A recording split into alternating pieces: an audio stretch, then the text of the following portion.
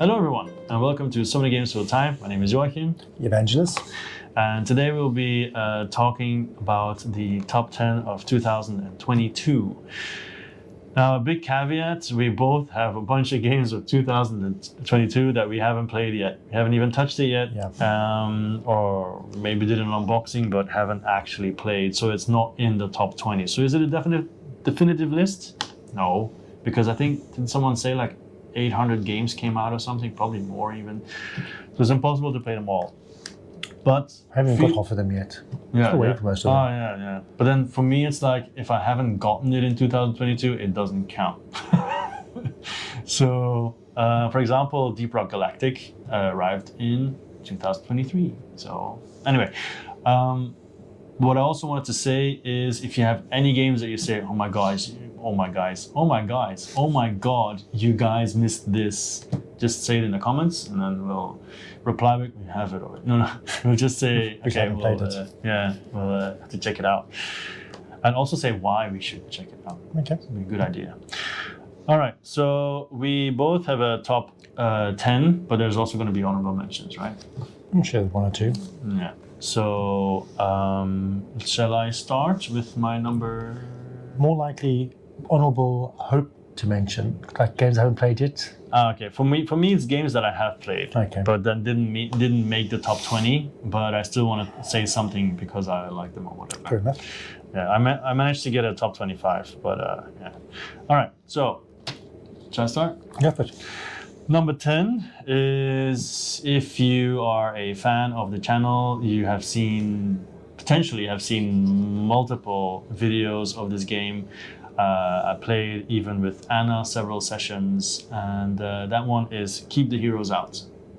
That's number 10. I actually thought it would be higher, but then it's a long year and I played a lot of games, so I really enjoy it. It's by Louis Brouet, which I know his name because I rarely remember these names from the designers because I liked his previous game as well, the Yokai Night Parade of 1,000 Yokai.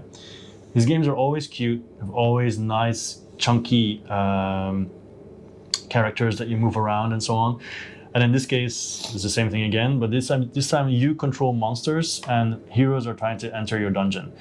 And kind of like a tower defense, you could arguably say, but you're just running around trying to get rid of the heroes, trying to get items so you get stronger, because it's also kind of like a deck builder. And the game has its flaws, as in I compared it to a FIFA game or an NBA 2K game where you play on one difficulty setting. Oh, this is super easy. You go up one level. Oh my God, I'm losing. So, it takes a bit of getting used to. But what I like is it has like, I think over 20 scenarios, and they're all funny and they're all very different, and they all add new cards and just change everything up. For example, there's one scenario where there's a siren singing and you have to protect her. I think it's not exactly funny, but that changed everything up, so you have certain areas that they can't get to and so on and so on. And all the different monsters have different abilities, which is cool. You have a dragon who's of course very, very strong, but then you have the ghosts that can go through walls, and etc., etc., etc. I made so many videos that you can easily check that out. Even did a deep dive on it. But yeah, and co-op, you can also play one versus many, and that one where someone controls the heroes with the expansion. So yeah, that is my number 10. I really enjoy it, and yeah, it's just a bunch of fun. very cool. My number 10 is Resurgence. I really did enjoy it. Have you played it? Yeah. It's on your list. It's on the top 25, yeah. Top 25. Where is it? The theme was good. I enjoyed the theme and the bag building and the limited choices when you pull out the discard advantage. And there's a tension of where you place the guy, and it was very clever because the way it's all set up, so there is the tension where you put the zones, right? Yeah. And it was a very clean game. Very clean. Yeah. And the powers were interesting. It's like Fallout Shelter, but then Yes. it took it up a couple of notches. Yes, Yeah. and so it was a very streamlined game, which is a good thing, right? It wasn't convoluted. The theme was cool. The post-apocalyptic world. The the character powers was nice, and just that idea of you pull out the bag. Bag build is always a fun mechanism, and playing behind your board, choosing your selections, and hoping the whole tension of where's you're going to put it, where's you're not going to put it, and then even when you reveal. Then you might have changed your whole approach because you realize you might have to rush to that certain spot. Or you have skills where even after you reveal, you can still move some That's stuff right. around. Yeah. And then you also got your whole Base. your base, and then you pull that up. So yeah. But you play with other people, right? Yes. I only played solo.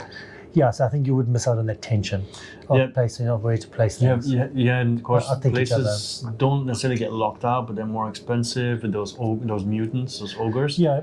But you do feel a push near the end of you have to get this or they will stop you here and there. True.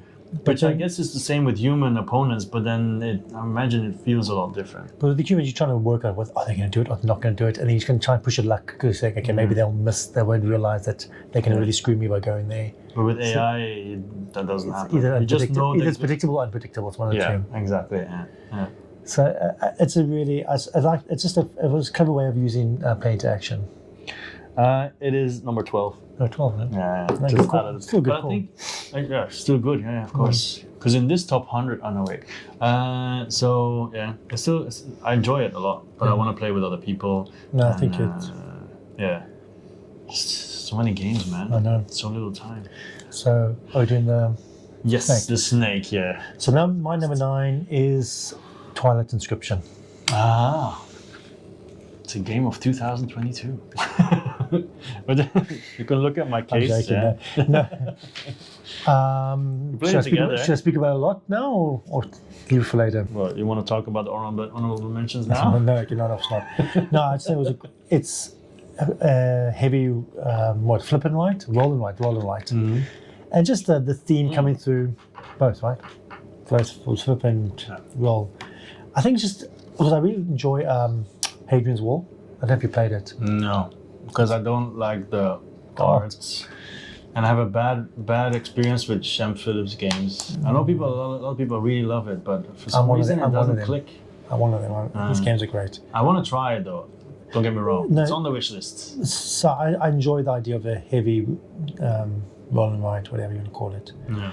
But just the Twilight Imperium, just the theme came through nicely. The player powers are awesome. Because again, it's a different game every time.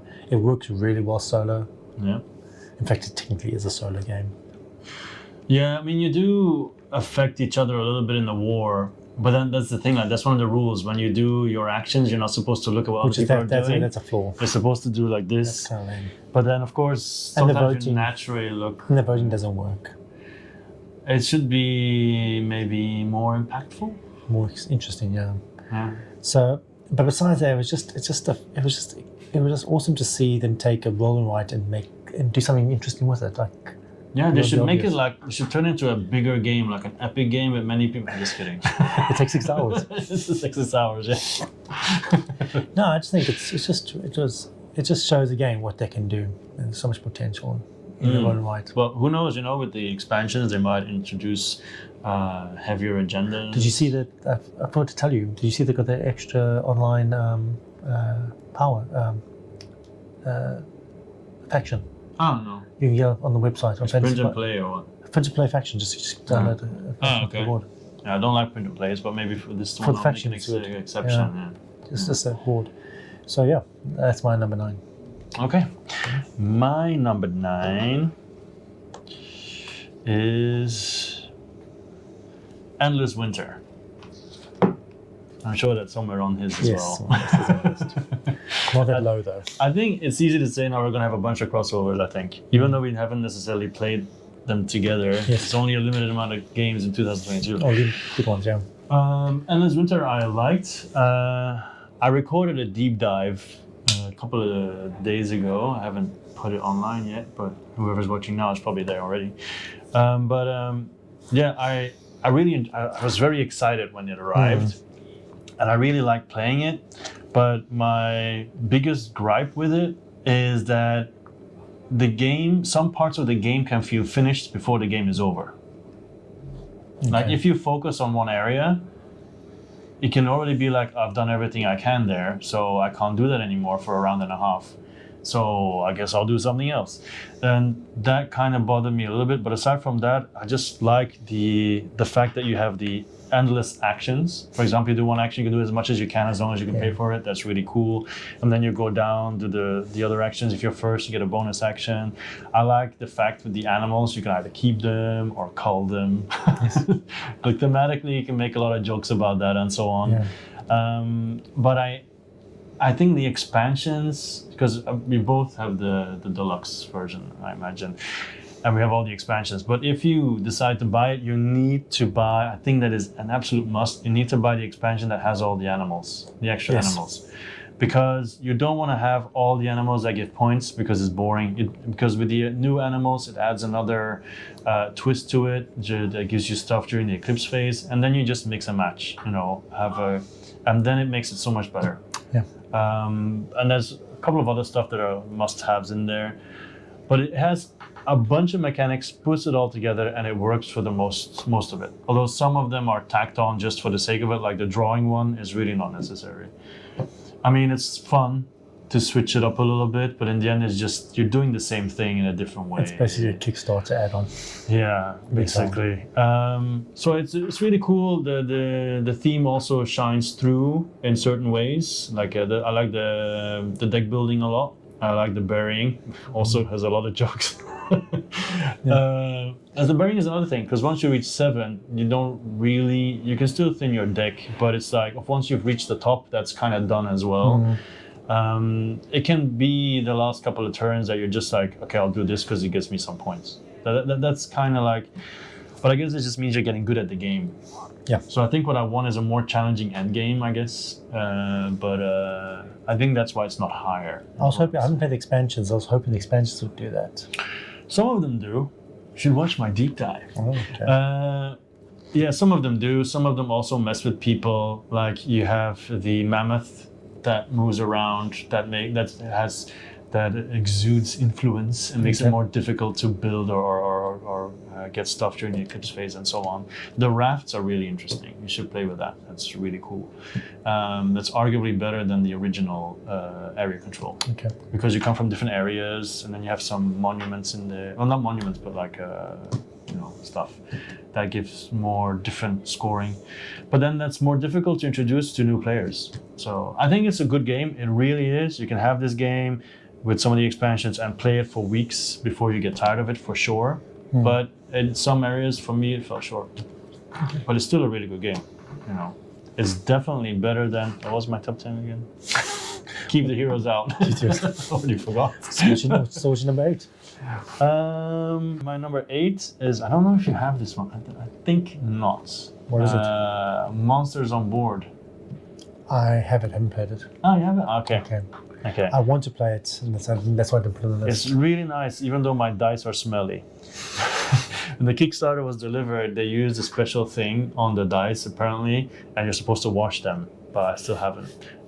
So it has like this. Didn't even notice it. Yeah, you should check it. Most people complain about it. But what it is a dice drafting game a la Taverns of Tiefenthal and so on, right? And then Halloween style. So you have all these monsters, everybody has the same monsters, and then you can move them on your board to try to get to the end, but then you get extra actions as you move them. You have the jack track that gives you bonuses as well. And the colors matter, but also the numbers matter. You can buy tiles to give you bonuses. It is just really fun and thematic. And also just seeing what other people are taking. The cards are cool. The cardboard ones are not because they're cardboard. So they look really nice, but they fall apart rather quickly. And the cards are really chunky, right? Big and chunky. So I have the plastic ones, but then the problem is you have those. Then they do fit for me if you're at a certain angle. But I need to use one of those things, the bands, to keep it nice and closed.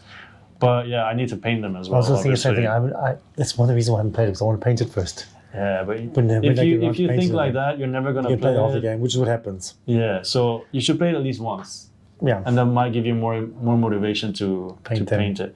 Because the cars look so cool. I want to paint those cars. Yeah, they definitely do. They're very Okay. cool. Although one of them, the dies are too deep. So if you have short nails, good luck getting the die out. Okay, I'll take the one in the front then.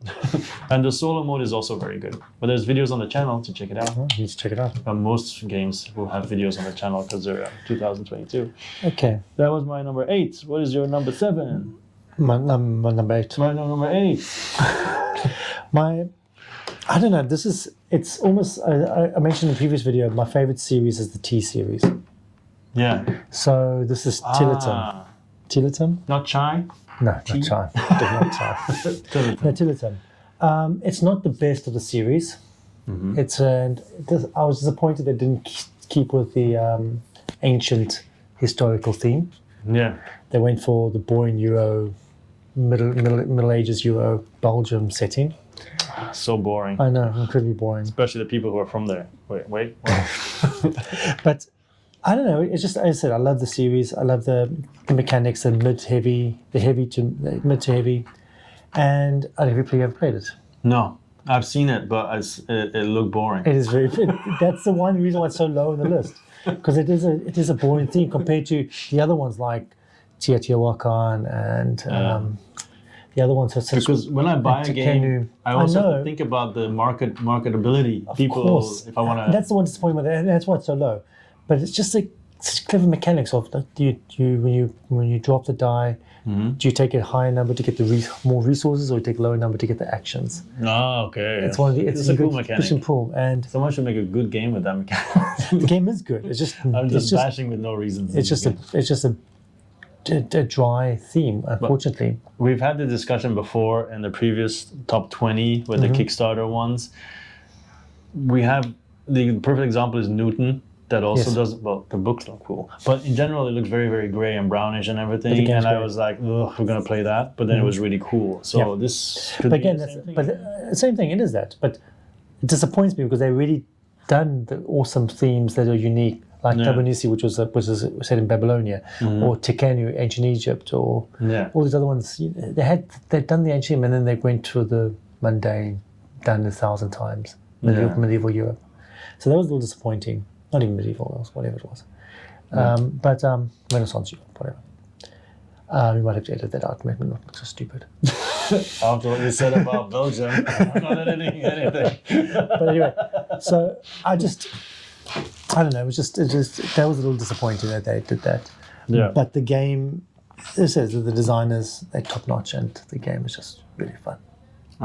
Yeah. Okay. This it wasn't on my list. Okay. I don't know if it's gonna be. We'll see. Well, number 7 for me. Number 7 is basically the same, and that's Terracotta Army. Really funny if it's just the same thing. Tell them again. So it's the same type of series, but this one the theme is a little more interesting. This Terracotta Army. I heard you played it recently. Last week. Yeah, and it was pretty cool. I enjoyed it. It looks amazing. This is it. It looks prettier. It looks more. The theme is just more interesting. But again, it's just they got this incredibly interesting rondel wheel to make selections for place your worker that keeps changing, and they've got like the area control moving them. How heavy is it? Medium heavy. Okay. Not too heavy, but it's medium heavy. Yeah. And again, resource management and then building the thing. It was just a fun game. I really enjoyed it. Have you ever seen it in real life? Terracotta? No, I never went to Xi'an. I went, and it's just side note. It's pretty hilarious that when you enter the museum, they're already trying to sell you like a miniature version of it, which is really, really nice for a certain price. Let's say 800. And throughout the museum, they keep trying to sell you. It's cheaper. But it's cheaper. At the end, I bought it for 100, and then people in my company bought it for like 800 at the start. So anyway, just if you ever go there. Interesting enough, I was thinking about painting the terracottas, the warriors. Just get a real one. But I did research. They're actually pretty colourful in real life. Yeah. Originally, they were all painted colourful with the red and red and blue and green. Yeah. So I was wondering, should I paint it like they are now, or should I paint them like they were originally? Just go crazy and just paint them as if they're wearing football shirts. Yeah. And this is my Argentina set. No, anyway, it's a cool theme and a cool mechanic with a wheel and the area control, replacing your guys, and the scoring's incredibly convoluted because every warrior has different types of scoring there's lots of different types of scoring you got to keep in mind. Yeah. So it can get a little convoluted, but it's very interactive too, because where you place your guys, it matters, and it's competing with it. But it also seems like a game you just want in your collection because it's so special. Well, especially because I got all the T series, my favorite series. Yeah. When you mentioned the scoring, I immediately had a really bad flashback to Among the Stars. God, I hate that game. I haven't played it. It's just Seven Wonders in Space, but the scoring was so annoying. Oh. Yeah. Anyway, never mind. My number 7? Mm-hmm. My number 7 is King Hill. There's another deep dive on the channel that I did very recently. Although I shouldn't say time, because if people watch this 2 years from now, it's not very recently, but whatever. So with King Hill is basically a 2-player head-to-head, so 1v1 worker placement castle destroying game. Okay. So you both have a castle, and during the game you start with, I think, 4 peasants. Or just 2. I think you just start with 2 peasants. And then you have a bunch of locations as a regular worker placement game. And then you can train your guys into warriors or mages or rangers or assassins. But at the same time, you can hire units to put into your garrison. They're all very different, typical, fantastical, mythical creatures. Okay. Really, really beautiful, the board as well. But that all sounds okay. You can build buildings. There's some very special buildings that you can build. That also sounds all just okay. But then what makes it special is it has 9 spots for every round. There's 9 rounds. And those spots flip over and becomes a new space for the worker placement. And the game, there's like 15 or something, so only 9 come out every game. So that adds a big chunk of variability.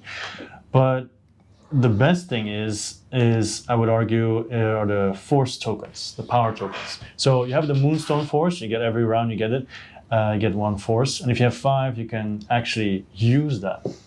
But that creates ruptures in the world. And these are like these awesome powers, like for example, Earthquake. At the end of every round, if you don't pay 3 stone, you get damage. Okay. Or bosses come out that you can potentially fight and then convince to fight for you. Or everybody gets a spell suddenly every round. It just changes everything up. And the more you use that force, which are very special magical cards that can really hurt other people or benefit you a lot, more ruptures can come. It can happen that you have 3 earthquakes active at the same time. So every round you have to pay 9 stone, or you get like 9 damage or whatever. It's really cool. I play solo. Yes, that's one thing that I'm not too fond of, because the solo is just a puzzle. It's just like, this is the setup, try to survive in 2 rounds, and that's it. And then there's like 11 or 12 different various scenarios that I've set up. But I play with a friend of ours, Miguel. I played 3 times. Of course, she won 3 times, but whatever. But the 3 games are all vastly different strategies, and it's just really nice. I backed it because it looked nice, and I thought, I'd give this a chance. It wasn't too expensive on Kickstarter. I was really, really pleasantly surprised. Yeah, really cool game. Okay. But only 2-player solo is okay. You can play solo against the AI, but the first 5 rounds are set in stone. Okay. And then it's like some loose rules to continue, but then if you play twice, you already know what they're gonna do. It's like, Anyway, yeah. Okay. So my 6 then? Yes. My 6 is our first crossover. Resurgence. No, Twilight Inscription. Yes, Twilight Inscription. Because I like TI4 a lot. I have it as well at home with a bunch of extras. And so when this came out, I was skeptical in the beginning. I was like, oh, Jesus, why? But then I said, I'll buy it, I'll see what happens, and it's really cool. Yeah. People complain a little bit that the maps are not that different. Yeah, I kind of agree with that. But you do have all the different factions that make every gameplay a lot different in how you play. So that adds a lot of variability. And I don't feel the need to play with other people because the solo works perfectly fine. Particularly all playing solo anyway. Yeah, most of the Comparing time. scores. Yeah, and with this one, yeah, there's not that much interaction with other people, like you said, and the voting. But for me, mostly it's just the atmosphere. Yeah. Kind of brings it back. But yeah, the voting definitely, the agenda phase definitely needs work. But everything else I really like. The fact, yeah, and the dice are cool. Everything's cool, and the artworks, everything. Yeah. All right, but that's enough about Twilight Inscription. Your number 6, right? My number 6 is Mosaic. Yeah. It's like with little tiny little pieces and you put them all together. I just think it's just the table presence. Yeah, it's huge. It's huge, and the production was great, and the tableau building of these cards, and the themes, the civilization theme. I'm going to assume it's on your list too. It is 125, yeah. Oh really? I didn't know. So what did you think of it? It's your number. Well, I just love the theme. I love the tableau building. I love the tension. I think it really feels like a civilization game. Yeah. And did you get the big player boards? Yes. Because the dials are so nice. Yes. Oh, It's if so Terraforming Mars had that, it would be so awesome. Yeah. There's just so much to like about this game, and like the expansion's going to be cool. You play with other people? Yeah. Have you played solo? Not yet. No. It's always I play the solo and you play the multiplayer. How was Solo the works really well. Yeah, it works really well. One thing that that feels a little bit unfair, but when you know it, is when the military gets activated. For every military unit they have, you automatically lose one, which seems a bit harsh because suddenly half your army is wiped out. But then you can kind of gain that though. But it gives you the whole experience of doing it, and the setup can be a pain. Yes, I agree with that. But then there's ways around that as well. I just think there's so much more to explore in this game. Yeah, it is. It has a huge deck as the well. deck is so cool. Yeah. Always when you see that, that's what I dislike. I guess it's the same with real players. Like the AI always removes cards, but then other players would just take the cards as well. But there's always cards that you want, and then and at least with the human player, you can kind of predict what they might want. Yeah, true. And the fact that the buildings, some of them are just free. The build action, do this. Yeah, it's cool and nice table presence. If it's painted, it looks probably even better. I also want to paint that. Yeah. So definitely a really good game. Yeah, I'm quite excited to play it more. Definitely worthy of its 18th spot. So is my number 5? 6. Now it's your number 5. Yeah. I don't think you obviously haven't played this one. Dead Reckoning. It's, no, it's not here anymore. I think it's not. Damn. But it was always in our top 20, right? Games that I want. So no, I haven't. Just John C. Clare. It's just the deck building, the card crafting is such a cool mechanic. It's so clever, and building up your hand or your crew. Right, and then you have the tower, the cube tower, which just does the battles. It's just, and then also you have the exploration and competing with each other.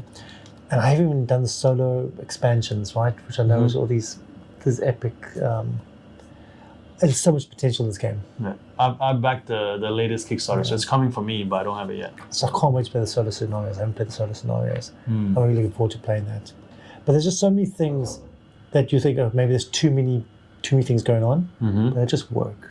And it's just thematic and it's fun. And it feels like you're really developing your crew, right? Exactly. So as you build them up with your hand, there's just so many cool things about this game. And it could be a little more streamlined, but there's nothing I would take out. I want everything to be in there. So. And does it also have like a sandbox feeling? Yes, a little bit, yeah. And so that's why I'm looking forward to the solo game. I think might be more with the scenarios, because everything might change up and then put more characters in the deck and things like that. Yeah. So I'm really very excited about this game. Game. It's not on my list. I haven't played it. So, what's your number 5? My number 5 is Mosaic. That's quick. The moment it arrived, I was like, I want to play this. I want to play it now. Yeah. And then Have you played multiplayer? No. Okay. Like the problem is friends. Yeah, well, I have friends too, but basically I have to constantly make the decision: do I either have a meetup, but then of course I don't make videos or I don't record or whatever, and with 3 kids, and the people who I play with most of the time, they're all gone. Yeah. Like they're all moved away. So I do play from time to time, And the problem is just the table presence too. You need a huge table for it. and you need time as well. Yeah. It's not a game I think you can easily just take And to you a have a meetup. card that box around too. That too, yeah. So it's basically one that you play at home. Yeah. And but then some games, especially games like this, I don't necessarily feel the need to play with other people. If the solo is fine, then it's great. And then if we have a day where there's more time available, then I'd be willing to. I think summer will probably be like that then. And probably these are all games that I think I play them solo, and then I know in the future these will be played with more people. Yeah. Because when my kids are older and they're not constantly play with me. It's Yeah, really but it's like easy. Mosaic. I think there's so much potential in that game.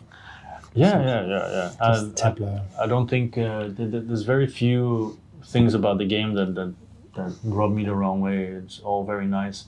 I think the thing that bothers me the most is that the miniatures look too similar, but then when you paint them, then it's going to be less of a problem. Or you can just put them in different bags and then in the thing. But then if you paint them, that's probably not a good idea because they're going to get attached. Whatever. We'll see. Yeah. Paint But I think I'll play more in the future. That's the aim. Okay, so number 4 is something that I'm sure is on your list as well. Is Wonderland's War. Yeah. And Definitely. I was kind of surprised because I was doing my list and I was like, actually, no, it's better than this, it's better than this, it's better than this. And I was like, whoa, okay. Me too. I didn't expect it when I backed it. I would like it that much. Yeah. It just has a lot of stuff. It has the area control. It's super beautiful. It has the powers. It has the original way of moving around the table, getting the cards, Drafting. Yeah. pushing your luck, the bag battle, building. yeah, And the bag building just. yes, Told. yeah. And then the gambling on who's gonna win as well. Like, even though the rewards are not that crazy, it's still fun to do. Yeah. And the madness shards and. There's just so many things that work. Apparently, one of them is unbalanced. I never really, Yes. I never really noticed that in gameplay, to be honest. But the Mad Hatter, isn't it? yeah, no, the other one, the monster. No, he's under. He's. Yeah. I mean, yeah. Yeah, so the Mad Hatter is overpowered. The Jawaki's underpowered. Yeah, so they're gonna release. Yes. Did you back the new one? Yeah. Yeah, to get the new instant monster. back for sure. Did you get the dice? Yes. It's just perfect. It's just I can't say enough about it. So And you should see when it's painted. yeah. Should make a video about that. Yeah. Maybe even a music video. It was just so fun to paint those miniatures because they're so cool. And I'll talk later when I get to it. Yeah. So it is your turn now, right? My number 4 is my Wonderland. father's work. I'm probably playing this on Friday. Really? Your copy? Finally, yes. Finally. Just the theme is great. No spoilers. The theme is great. Yeah. Worker placement, which is great. Ever-changing board. The storyline. The components were just absolutely beautiful. Do you actually put the cubes in the little pots? No. Oh, okay. You Because can. they fit. Yeah, we don't. Okay. But you can fill up with your own things to give it more, to make it up. The problem with the game is that the storyline is the app, when it has to read, it's too long. It takes way too long to read. Okay. But That's it unfortunate. doesn't have a voice? Some, not as much as you'd hope. Oh, okay. Like there'll be some voices and then a lot of time you have to read yourself. And you kind of do need to read the storyline to make sense of the decisions you have to make, because a lot of times you have to make decisions, which is really fun. Like these decision moments. And you want thematic choices, and because your thematic choices change the board state. Yeah, like Destinies. Like this, that kind of thing, right? Like you support the church, and the church gets bigger, and there'll be more options. Or you don't do the church, and the church burns. No, I'm making it up. Yeah, just kidding. The church burns down, Yeah. and it's not there anymore. Yeah. That's really cool. Yeah. But the reading of the text just is way too long.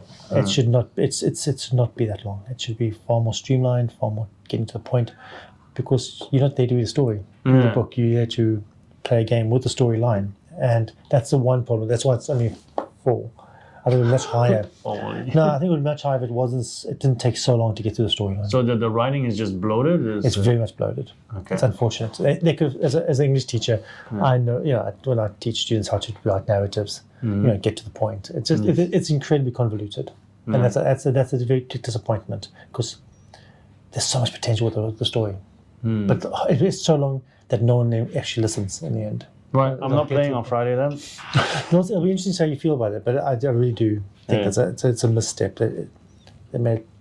You can get a story across in less is more. Okay, with our students. Well, if I do make a video on Friday, when I'm reading, I'll just speed it up. And the thing is, you don't want to skip the story because the story is important to understanding how the game I can put a summary on the screen. But it's just the idea that you could have like these little boxes and you take a box out and there's different components. Yes, for the that's game. all. That's amazing. Yeah. And there's so much potential for expansions and things like that. And production quality is out of this world. It's insane. Yeah. When I first opened it, was like, because everybody who looks at my wall at home, it's still there. And I was like, and you should look at this one. Wow. Okay, put it back again. Yeah. So, no, it's interesting to see how you feel. Yeah. But that's the one you can't solo, unfortunately. No, exactly, yeah. So that's why I haven't yet. Yeah. It's too bad. That was your number 4, right? Yeah. So your number 3 then? That's me again. Isn't it? Yeah. That's fine. My number 3 is Endless Winter. Yeah. It's just such a well-designed game. It's just so much fun.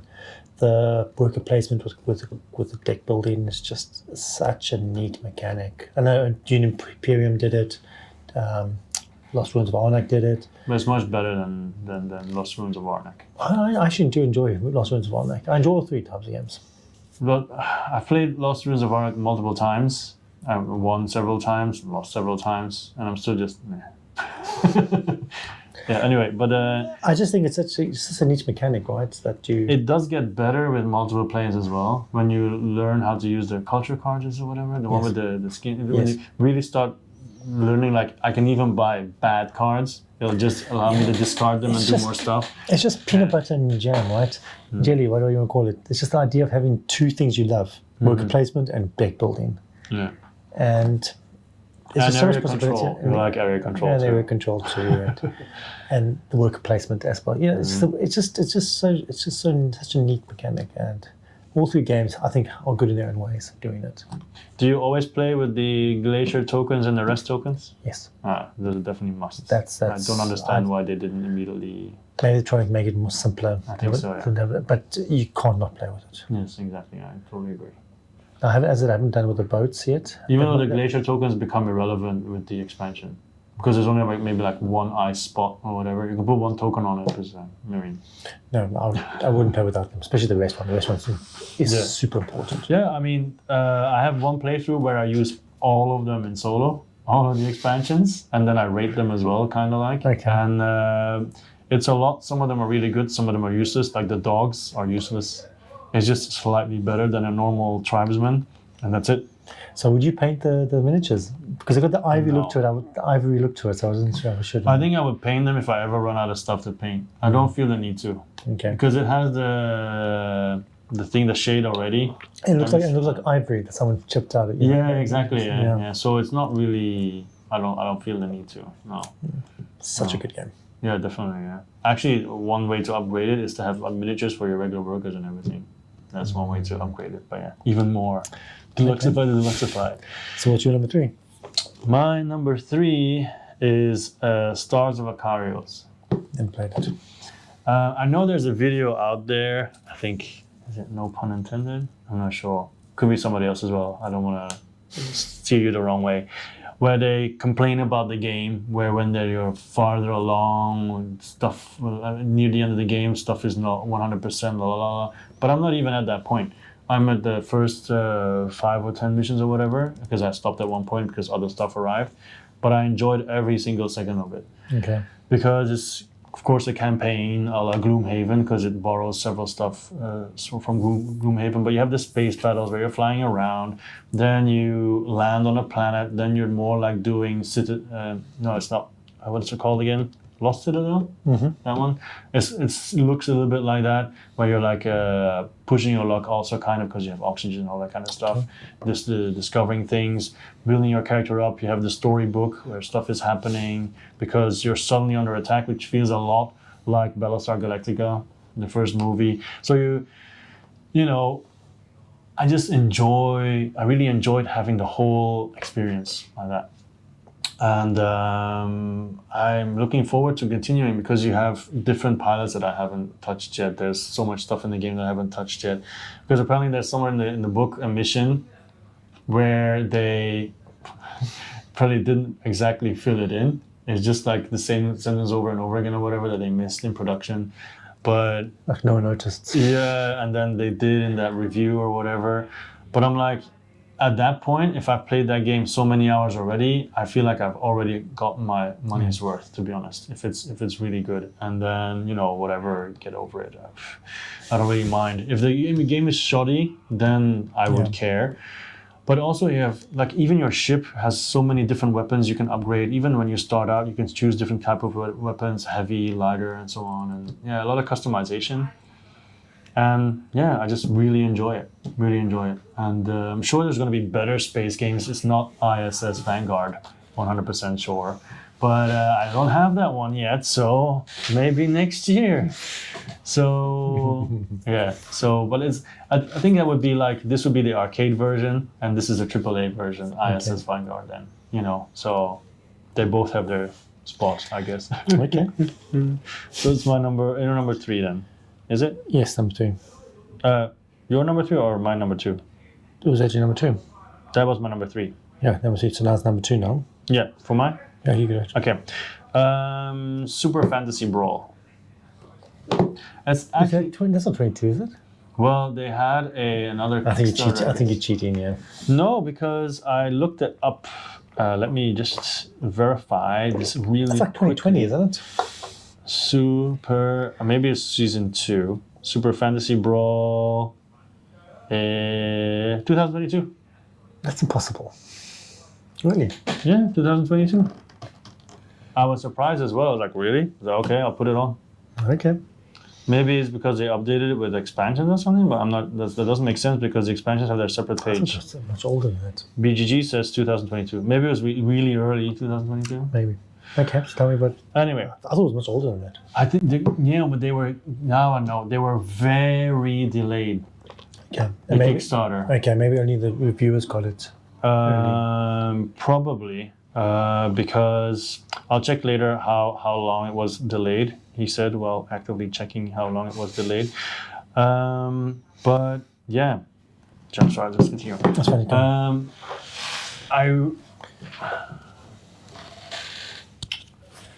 So what makes this game so good? Because just the whole idea, and I think it leads back to Smash Up, and now I'm referring to the top 10 of a different video, but anyway. It refers back to, you have this whole set of heroes, right? Because I have all of them except 3, because that was an oversight. And you draft them in the beginning. Okay. So, okay, I'll take this guy, and this guy. You create your own team. And then, just like you were talking about, some games can be very simple and have still a lot of tips. Yeah. So referring to the other video again. Anyway, it has a very easy rule set. Like, you have 3 powers. I think yellow, red, and blue, and then the cards are also yellow, red, and blue. And on your turn, you can basically use a card of each power. Okay. In your hand. And you have other ways to have basic moves as well that don't require that power and so on, whatever. But it's very easy to move your stuff around, and it's basically an arcade fighting game. So I'm over here in my base with my 3 guys, you're over there, and you have the 3 pillars, and then you have all these missions on the side that basically say, okay, whoever has first the 2 heroes next to that pillar, or has domination on that pillar, you score those points. And I think whoever has 5 points or 3 points even, I guess depending on the length you can choose, wins the game. So you're basically constantly moving back and forward. You can knock someone out, and if you knock someone out, then they go back to their base, but your hero becomes the leveled up version. And they get a point as well. So that's also cool because you're trying to snipe people, you know, like gang up on them. And every hero, it's very interesting. Sorry. And every hero plays very differently. They look amazing. If you see the miniatures, you'll be like, oh. Have you painted it? No, of course not. Not yet. So it's just really cool. And then because they have so many different sets of the heroes, I bought an insert so they all actually fit in the box in a better way because So originally is it multiple seasons? Yeah. And have they delivered all the seasons? Show Mythic Games or yes. Maybe that's why it's 2022. I guess I'm not sure why it would be like that. I did research for all my games and I just selected all of the. I'm surprised. I thought it was much older, but it looked like a lot of fun. I wouldn't mind. It's really cool, and you can play 2 versus 2 as well in teams. Then I guess. So you can't play four individuals. It has to be either. No, because there's only 2 bases. There's no. Yeah, basically best 1v1. Yeah, but then you can still have a tournament, right? If you have 2 boards and some of the things, because they even have like a tournament set you can buy, so multiple people can play. So I really enjoy it. One thing though people are angry about, apparently it's also not 100% balanced, and then they said they only use the newly balanced sheets or whatever rules or whatever for these heroes in tournament play. So not giving it to the public. What? Yeah. So you're like, oh, you're supposed to send it to all the backers, but they're not doing that. I'm sure you can find somewhere. It's Mythic Games, right? So I'm sure you can do a print and play whatever. Did they sell it? No. Did not sell the rights? I don't think so. Not as far as I know. I remember reading that and people were really upset about No, it. because I think Mythic sold it there. Yeah. I think they might have sold it to Simon. Maybe. I guess we'll see what We'll see soon happens enough. then. Okay. But yeah, so that's my number 2, Super Fantasy Brawl. My number 2 is Wonderland's War. Ah, okay. It's just fun. It is. It's fun. It might be a little too long.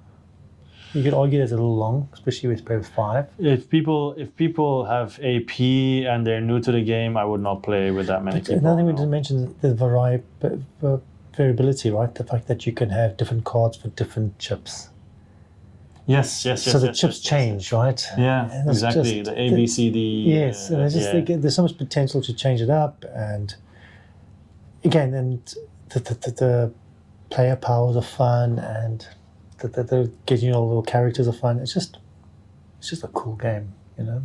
Yeah, and I think also you never know which Wonderlandian creatures are going to come out every game, so that changes a lot of stuff as well. I think it ties nicely with Endless Winter. The idea that designers are mixing genres together and coming up with something really, really original and interesting. Mm-hmm. So the mechanics, there's nothing truly original in Wonderland's War, except that they're all together. Yeah. Does that Similar make with sense? Endless Winter, right? Yes, that's what I'm saying. There's nothing really original in Endless Winter, but what's original is putting them together and coming up with something unique, and that's really cool. I think that's this. That's You don't definitely have to what sets it reinvent the apart. wheel every time. Yeah, that's definitely what sets it apart. Yeah. You don't have to reinvent the wheel, come up with something totally different. You just have to And take something that works and make it work better. Make it but more also they were really smart in choosing the theme in that case. Yes. Because the theme is great. Because in this game, if you have chaos, it's like, of course. Because it's chaos. Yeah, that's true. The chaos makes sense. And yeah, I just think it's a lot better than I thought it would be. I thought it would just be simple, that area control game. And you're right. Super Fantasy Brawl normally is not 2022. Yeah. Because it says here round 2, and it was delivered in 2021, October. Yeah. But then I don't know why it says 2022. I'm sure it's like 2020 game. 2021, yeah. Yeah, because it's round 2 already. Yeah. So I guess I don't know, no explanation then why it's number 2. It's fine, it's your channel. So actually, could be if wrong we with it. remove that, You could be wrong on your own channel, it's fine. yeah, true. I mean, it's not me who's wrong. It's BGG. That is strange that they did that. That they have 2022. And this is for the new owners. Yeah, maybe. So, yeah. my Could be. Yeah, that's the reason. My number 1 is Isis Vanguard. Yeah. So 2 weeks ago we had Christmas holiday, and so I had 2 weeks. I'm a teacher. I had 2 weeks at home for the holiday, Yeah. and I just played the heck out of this game. So finished it. No, not even. I didn't think I've scratched the surface in those 2 weeks. There's just so much potential. There's so much going on. There's so much to do. It feels like a whole universe literally on your table. And then you're complaining to me that your Kickstarters haven't arrived yet. I know, you know the whole thing. We want more, right? We just want to sit on our shelf and look at it. But ISIS Vanguard, it's just the amount of crew members you can hire is insane. Have many people died? And then, many die, and then you feel you lose them too, and The XCOM feeling. XCOM feeling, and then also the whole idea of planning your mission beforehand and choosing your guys and upgrading your ship, going on the planet, exploring the planet. Oh, it's so fun. The only thing is there's a lot of dice chuck in. There's a lot of dice, but if you get past that random aspect, it's a kind of game we want to play. That world building, that exploration. And it's probably best solo, I think. I think with another person might just take too long, and how can you play a full game with more people, because you'll never get the chance to get them. But you've played with other people before? No, not ISIS Vanguard. Would you want to? This is it. As I'm trying to get it, I would like to, but then again, how often could you play with them? Yeah. You can play one-off mission, right? Yeah, I think we've had the discussion in the top 20 as well. But for me, I think I would see it as a solo only. Yes. Because I would feel okay, that sounds weird to say, but I'm a nice guy in that way that I would always want people to have fun. So Yes. I would just accept their opinion or whatever and choices, decisions that have to be made.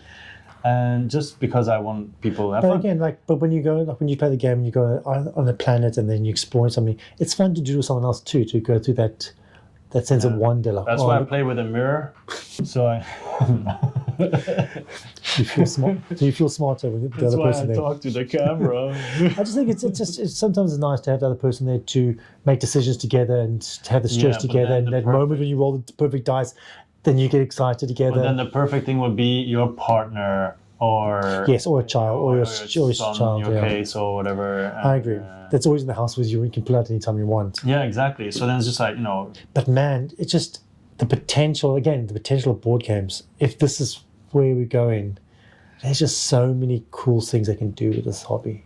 yeah. And it's strange because it feels like you can do more. It feels so much more connected than you would do with a video game. Yeah, it does, yeah. There's something different about it, like having the tactile nature of mitigating and moving things. Because also with a video game, you very rarely just sit and think about what you're going It's to like do. you rush your decisions, right? Yeah, you just go around and And you don't really feel like sometimes you get that immersion, but there's something more about the tactile nature. And that's what I kind of wish I could have someone else to experience it with me in that moment, because I think it would be fun to we go as a team, literally a team into a planet.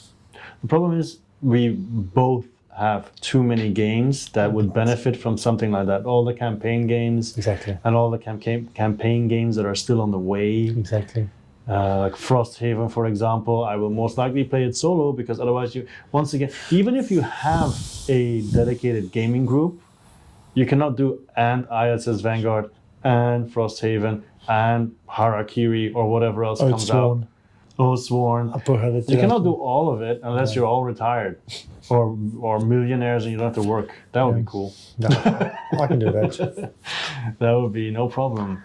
But yeah. But it's by far the best games, yeah. I think when you're a millionaire, many people don't play war games anymore. So what's your number one? How to be a millionaire? No. My number one is, you don't know? It's Europa Universalis. Of course, yeah. Price of Power. I didn't think of it. Victor will be very nice to hear it. We'll be very happy to hear it, sorry. It's a guy on Discord from Europa Universalis. But yeah, this game, I talked to you before in the top 20. I was really anxious and it is just awesome. I'm really enjoying it. Really enjoying it's not easy. For me, I guess. Maybe for other people it'll be easier. But the history part is cool because the events, they follow real history facts and everything. But everything else is sandbox, right? I mean, with Castile, you can form Spain and go and conquer France and everything else, or go towards Morocco and everything. Or you can go and discover the New World, but then with the Holy Roman Empire, you can spread out, whatever. you can do so many different things. I like the fact that whenever you want to do certain actions, you use these cubes, but then if you have certain environments, you get the cubes back.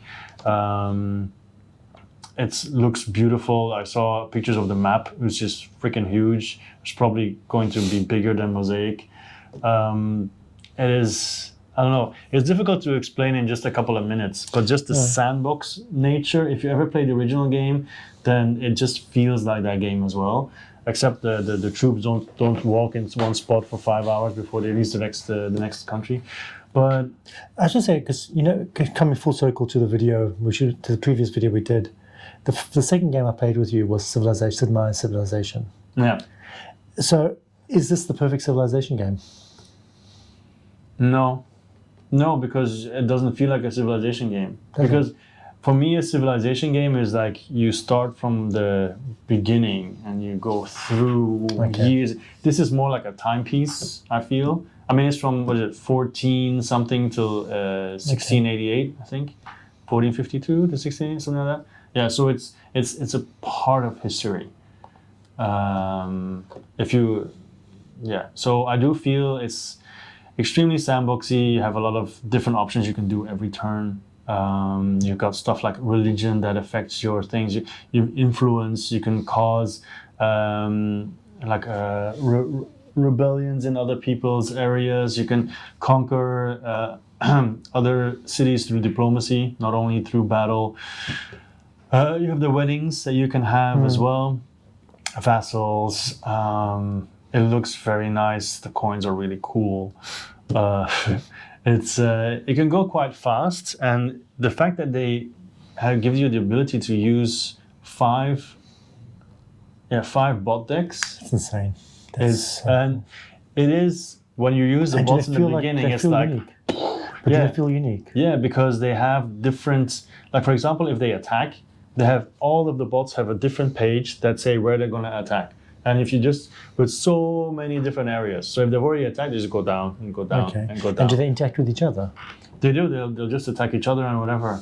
So it's like in a normal NPC, because they really, really poured a ton of work in there. You can just see it. And of course, the bots are limited to the ones they've developed. But who knows, a year from now, they have a bunch more bots developed, because all they have to do is, create the same thing they've done for the others.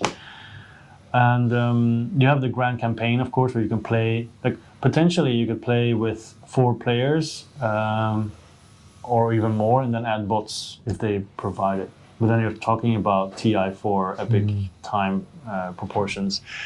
And on the one hand, I'm not sure how much I'm gonna like it with a lot of people, because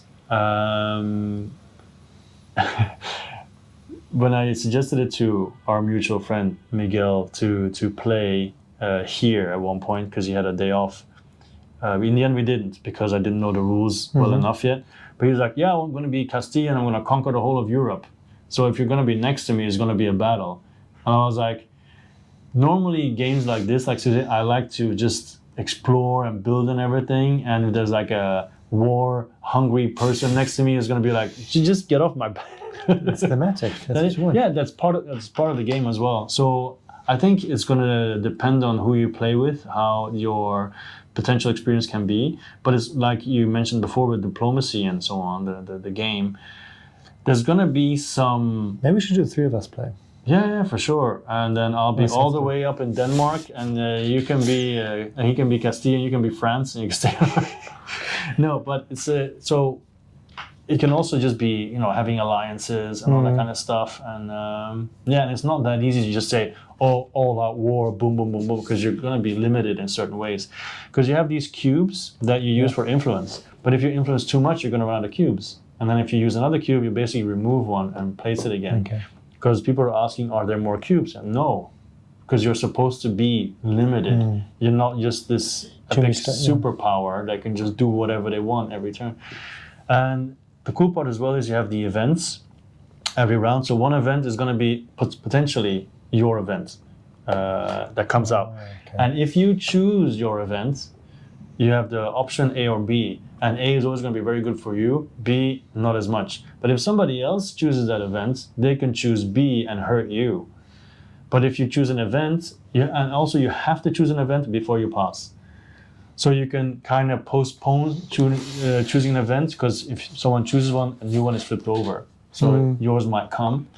Or you might be like, I'm going to choose this one, and then you two are basically messed up because it sparks war between you or whatever. And that's really nice. Also, when there's an event that's yours, there's a ruler at the bottom, so you can choose to hire this person. If you choose a card, you have to hire that person. So that also affects stuff. Or it might be that if there's an event that no one has chosen, they might end up killing some advisors of people, stuff like that, because of the icons at the bottom. There's a lot of stuff to go over because I've made 2 videos already, and both videos have several mistakes. And if you check the Discord, there's constantly people saying, so how does that work again? But it doesn't matter, because you still want to play, you still want to dive in and explore, and it is very epic. And I'm really happy with the bots, because like TI4 with bots would be amazing. And then the game I'm playing right now is quite easy to save, because I have like this little save system, and it works. So I can just pack it up next time, play again, take pictures, of course, with the board states. Pictures, But not only that, also put everything together. Just really, really enjoy Make me it. want to get it now. So far, yeah. Maybe you should play first. All right. So honorable mentions. Do you have any? Well, there's 2 that I haven't played yet. I don't think I know Old Joy, which is Woodcraft, Yeah.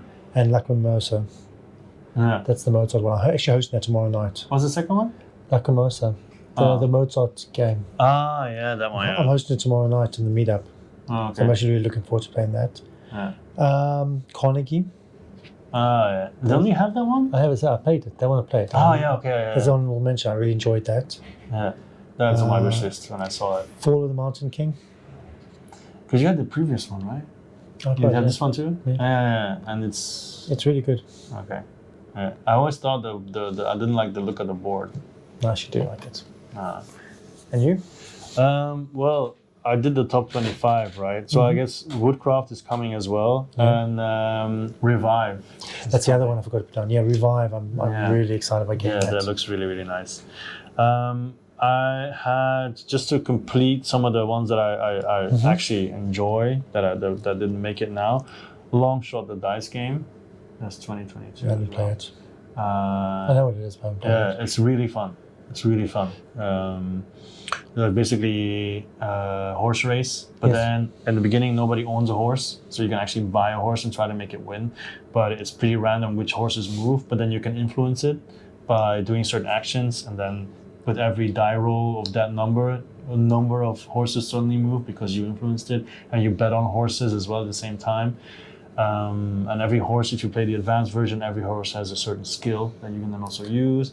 And you can move horses forward and backwards, and there's a bunch of stuff that really works really well to get together. Another one I would mention is Power Plants. You played that one, we didn't enjoy that one. It was okay. I think it looks really nice, and the fact that it has so much variety with the different plants is cool. So I enjoyed that one a lot. Magna Roma, I want to play more and discover more. It's basically Rome building. City building with Rome, but I want to play with the expansions. I think that'll make it even better, because then you have like a map where the military comes more to its right, I think. And then I think that's the only thing I want to. I don't think I want to mention anything else. No, that's it. Yeah, and of course there's so many games that came out. That so many more games I want to play. Trying to see if there's anything else I left out. Nothing else that you. Yeah, so I think that's our top of 2022. If you have any other games you want to recommend, please do let us know, because we both still have a bunch. Like, I think with 2022, isn't Bitoku also 2022 or 21? Didn't think of Bitoku, but I think it might be 2021. Another honorable mention I have is Station Fall. Because has it arrived yet? Yeah, it has arrived. The mat and everything. Did the unboxing video. You mean you didn't watch it? No. Anyway, so you read the rules? No, not yet. Just flip through it.